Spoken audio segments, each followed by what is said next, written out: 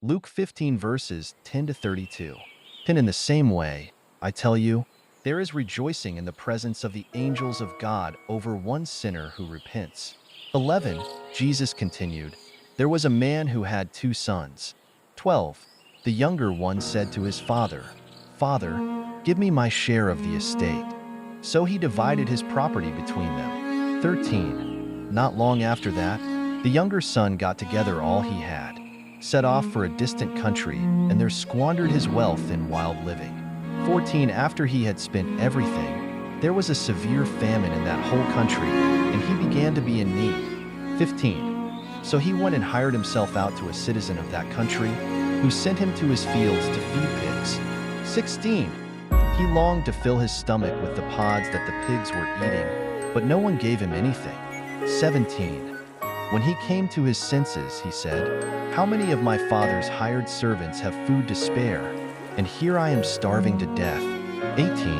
I will set out and go back to my father and say to him, Father, I have sinned against heaven and against you. 19.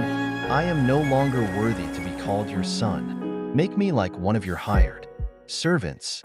20. So he got up and went to his father. But while he was still a long way off, his father saw him and was filled with compassion for him. He ran to his son, threw his arms around him, and kissed him. 21. The son said to him, Father, I have sinned against heaven and against you. I am no longer worthy to be called your son. 22. But the father said to his servants, Quick, bring the best robe and put it on him. Put a ring on his finger and sandals on his feet. 23. Bring the fattened calf and kill it. Let's have a feast and celebrate. 24. For this son of mine was dead and is alive again. He was lost and was found. So they began to celebrate. 25.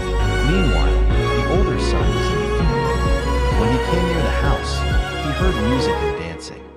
26. So he called one of the servants and asked him what was going on. 27. Your brother has come, he replied, and your father has killed the fattened calf because he has him back safe and sound. 28. The older brother became angry and refused to go in. So his father went out and pleaded with him. 29. But he answered his father, Look, all these years I've been slaving for you and never disobeyed your orders.